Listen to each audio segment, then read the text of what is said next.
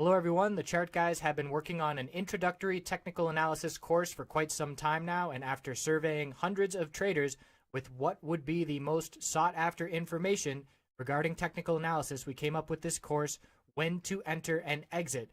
It covers over 5 hours of the basics on when to enter and exit, and we feel after watching this course it will help build a foundation of technical analysis knowledge which will eliminate a lot of the uncertainty in the world of trading stocks.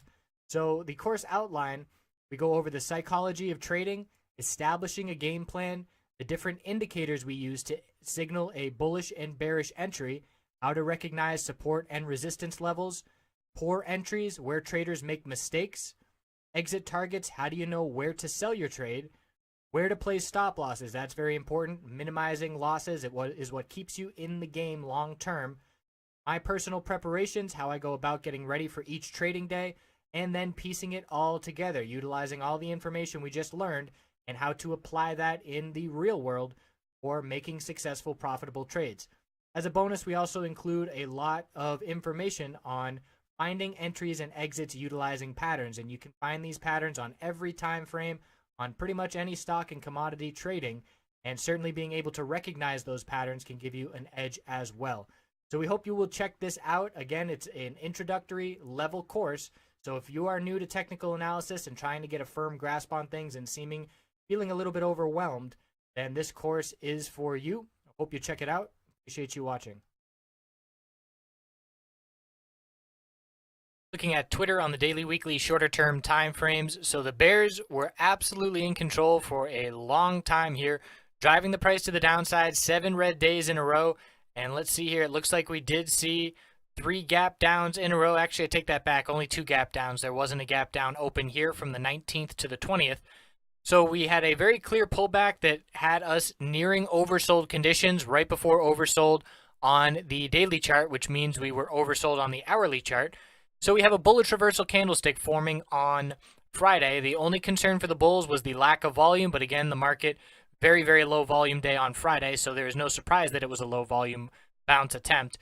Anytime you break down below the lower Bollinger Band, the first attempt to get back over that level, you are more likely than not to reject from it. And that's what we see here with Twitter.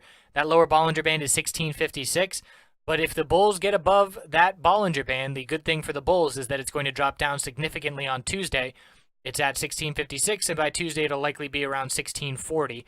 So if we get a bullish reversal confirmation candlestick with another green day on Tuesday, we will be looking for a short-term bounce, and we can have a target of this 200-day moving average resistance of 1754. So that is some substantial gains to the upside, and due to the big-time pullback and the clear support here that the bulls are attempting to defend, we had this previous low back here of 1628, and although we did dip below it, we still maintained the ability to close above it. So closing above that support, it is still intact.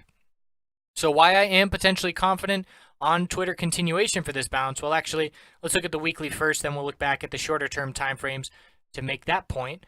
So we have our bounce high, pullback low, lower high, and the bulls are trying to defend that support. Otherwise, we see a lower low, and the next support we're looking at is $15.69, aside from $16 psychological. Look at the increase in bear volume. So a clear dump. You can see we're pretty much in 2 red weeks. We're taking back 2 months of green bounce after a dump that occurred back in early October. So the bears absolutely own the long-term trend, and now they're taking it back over. All weekly moving averages are back to resistance. So I personally would only be looking for a short-term oversold bounce on this daily time frame. I wouldn't have much hope on the longer-term trend staying in the bulls' favor, but I would certainly be keeping an eye on it overall. So looking at Twitter on the shorter-term time frames, the bulls came out in full force right out of the gate. Huge bull volume and lots of short covering. One last final push to the downside. Shorts covering, bulls buying the dip. We did end up consolidating significantly from the high of the day down to 1637. Little bounce attempt. Then we bounce off 1636. I personally consider that a double bottom of consolidation. I always give a little penny of wiggle room. Obviously, a penny on some stocks means a lot more than on other stocks, depending on the total stock price. But I give that wiggle room, so I call that a double bottom of consolidation. Bulls showed back up.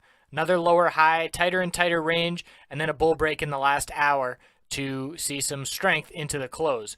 So we did get over all this sideways consolidation resistance at the end of the day, and we're just looking up to a few levels of resistance that we pulled back from near the high of the day at 1667. So what gives me confidence is the hourly chart. So the hourly chart, let's look at this big pullback over the past 5 days. Nothing but downtrend. Look at the 20-period moving average. Let's zoom out again and get more of that. 20-period hourly. Rejection 1, 2, 3, 4, 5, 6, 7. I could keep counting here, but it's a lot. Almost a dozen rejections from the 20-period moving average resistance. So that tells me once the 20-period hourly moving average becomes support, we can look for the bulls to change this trend short term and see this oversold bounce. The RSI on the hourly got all the way down to 16 on Thursday. We turned that 20-period moving average into support. First candlestick on Friday. We back tested it and held it the next candlestick. Back tested it again. We closed below it by a penny. But again, I give that penny of wiggle room, so I will give the bulls a chance to continue holding it. I won't write them off because we lost support by a penny. We had decreasing bear volume on that consolidation, and then the bulls showed up and we bounced off of that support pretty much every candlestick into the afternoon, into the close. So 1, 2, 3, 4, 5 candlesticks all closing right at or right above the 20-period moving average. We see that 20-period has now leveled out, and it's going to begin ascending as we start this next week. So if the bulls can break the high of Tuesday, or excuse me, the high of Friday on Tuesday of 1667, we're looking up at the high of Thursday as the next resistance of 1689. So definitely worth watching for oversold bounce to continue. 20-period moving average on the hourly needs to stay support. Big concern for the bulls short term if this support level were to be lost more convincingly than by just a penny. So we'll check back in here. Best of luck to the bulls on this short term bounce, and happy holidays to you and yours. We'll see you soon.